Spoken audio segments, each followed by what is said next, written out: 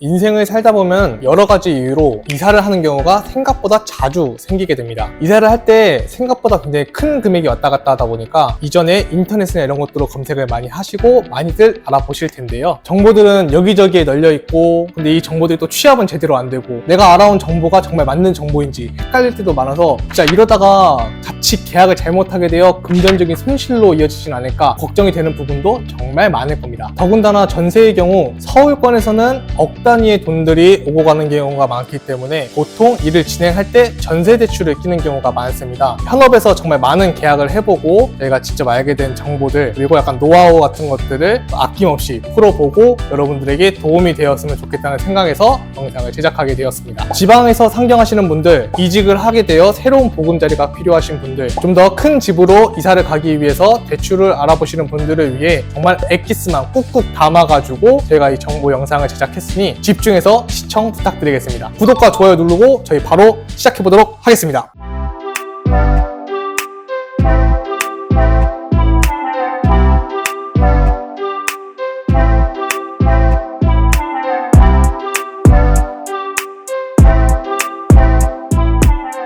은행에서는 대출을 할 때 두 가지를 살펴보게 되는데요. 첫 번째로는 임차인에 대한 정보, 그리고 두 번째로는 임대 건물에 대해서입니다. 이때 은행에서는 어떤 것을 확인하느냐, 은행에서 돈을 대출해 줬을 때 추후에 이 돈을 온전히 돌려받을 수 있을지에 대한 판단이 심사 기준이 되는 것인데요. 이런 것 때문에 임차인에 대한 재정 상황, 그리고 신용 상황에 대해서 이제 정보를 요구를 하고, 임대 건물에 대해서는 등기부등본을 떼서 융자가 얼마 있는지에 대한 정보들을 확인을 하는 것입니다. 중소기업 청년대출을 예로 들면은 주택도시기금 홈페이지에 내용들이 명시가 되어 있는데요. 이거를 간략하게 추려보면 무주택자의 만 34세 이하이며 중소기업에 재직하고 있고, 대상주택은 전용면적 85제곱미터 이하의 보증금 2억 원 이하, 그리고 대출 한도는 1억 원까지다. 그리고 80% 또는 100% 내로 대출이 진행이 가능하다 라고 명시가 되어 있습니다. 이것만 보고 집을 구하기에는 뭔가 정보가 굉장히 좀 제한적이기도 하고, 또 약간 너무 기본적인 내용들이 세팅이 되어 있어요. 현장에서 실제로 보는 조건들은 또 따로 빠져 있기 때문에 자칫 잘못했다가는 헛수고 헛걸음을 하면서 시간을 낭비하는 경우가 생기기 부지기수입니다. 그래서 이 영상을 끝으로 더 이상 대출에 대한 정보를 찾으시지 않게끔 엑기스 정보로 정확하게 이야기해 드리겠습니다. 자, 첫 번째, 대출 금액은 내 연봉의 4배가 나온다라고 보는 것이 맞습니다. 일반적으로 전세금 1억 2천짜리 집을 계약을 하고 대출을 받을 때 보통 80% 금액인 9,600만 원이 온전히 나온다라고 생각하시는 분들이 정말 많으신데요. 이거 절대 아닙니다. 정확히는 내 연봉이 2,400만 원, 그러니까 2,400만 원에 곱하기 4배를 해서 9,600만 원 이상이 되었을 때 온전히 그 금액이 나오는 것이지, 만약에 내 연봉이 2천만 원이다 라고 하면은 9,600만 원 대출을 신청해도 실제로 나오는 금액은 내 연봉 2천만 원 곱하기 4배, 8천만 원이 한도라고 보는 것이 맞습니다. 이건 중기청 대출뿐만이 아니고 다른 대출, 버팀목 대출이나 은행권에서 대출해주는 전세 대출 다 마찬가지라고 보시면 될 것 같습니다. 자, 여기서 추가적으로 중요한 정보 한 가지, 만약에 내가 신용대출이 있거나 아니면 뭐 학자금 대출, 마이너스 통장이 있다 라고 하면은 내 대출 금액에서 그 금액만큼을 빼준 것이 최종 대출 금액이다라고 봐야 합니다. 이 말이 어떤 말이냐면은, 예를 들어서 내가 연봉이 2,400만 원이고 그거에 대한 4배를 해서 9,600만 원 대출을 받으려고 하는데 신용대출 500만 원이 있다.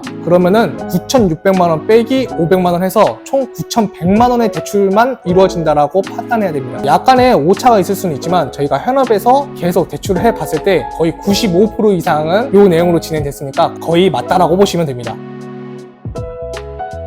이어서 두 번째, 은행에서는 임차인을 볼 때 신용 점수, 신용 등급도 파악하는데요. 딱 말씀드리면 5등급까지는 무난하게 대출이 진행이 됩니다. 6등급은 은행마다 좀 다르긴 한데 아예 진행이 안 되는 경우도 있고 한도가 좀 깎여서 진행되는 경우가 많으니까 이 점은 좀 참고해서 봐주시면 좋을 것 같고요. 7등급부터는 거의 안 된다고 보시는 게 사실상 맞습니다. 거기부터는 전세 대출보다는 다른 쪽으로 방향을 틀어서 자금을 마련하는 것이 보다 도움이 될 것이라고 판단이 됩니다. 신용 등급은 나이스와 K12 이 두 가지 종류가 있는데, 보통 은행권에서는 나이스를 좀 더 중점적으로 보니까 나이스 등급을 기준으로 내가 5등급, 4등급, 3등급이 되는지 그 부분을 한번 확인해 주시면 좋을 것 같아요.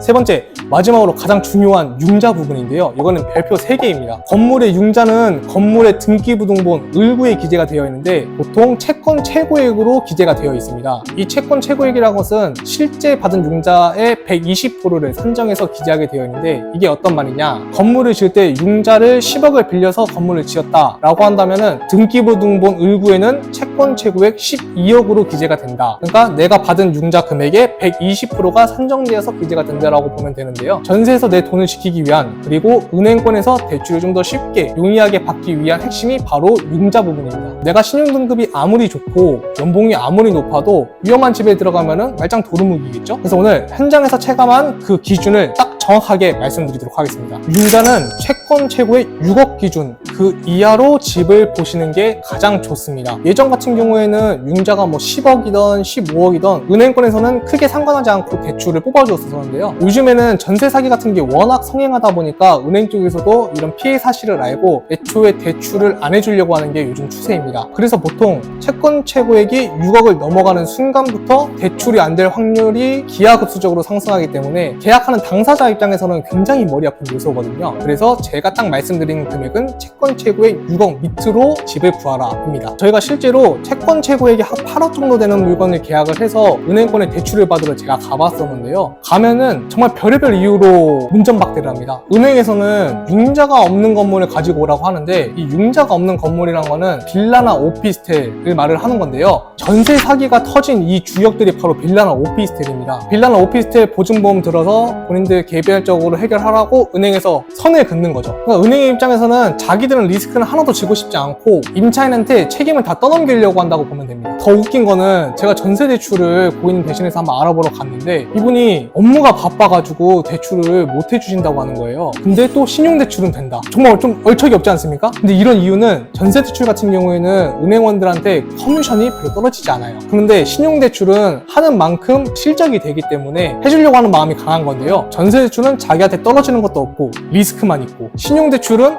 내 하는 만큼 나의 실적이 되고 그러니까 전세 대출은 안 해주려고 하고 신용대출은 같은 기간에 된다라고 하는 겁니다.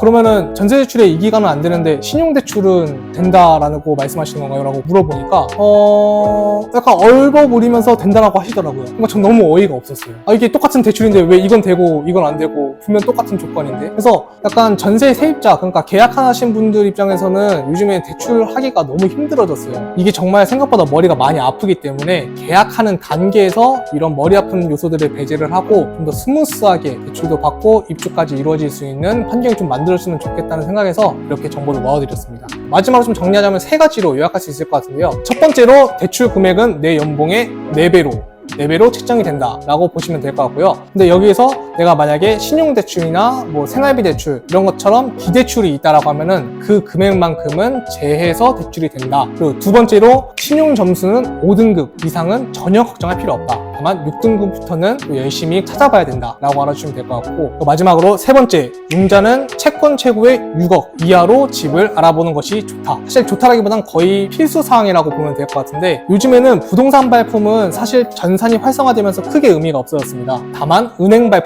발품은 정말 중요한 게 딱 요즘 시기인데요. 실제로 같은 우리은행이더라도 금천구청 지점, 서울대 입구 지점들마다도 은행 대출 금액을 내려주는 것이 다른 만큼 최소 한 3-4군데 정도는 발품을 판다라고 생각하고 집을 알아보는 것이 필요하다고 생각이 듭니다. 부동산 협업에서 느낀 노하우 그리고 정보 같은 것들을 공유를 해드렸는데요. 또 이거 외에 약간 좀 궁금하신 점이나 아니면 좀 헷갈리는 부분이 있다고 하시면은 댓글이나 저희 전화 상담을 통해서 연락 주시면은 저희가 성심성의껏 답변해 드리도록 하겠습니다. 긴 영상 시청해 주셔서 감사하고요. 저희는 또 다음 영상에서 찾아뵙도록 하겠습니다. 그럼 안녕.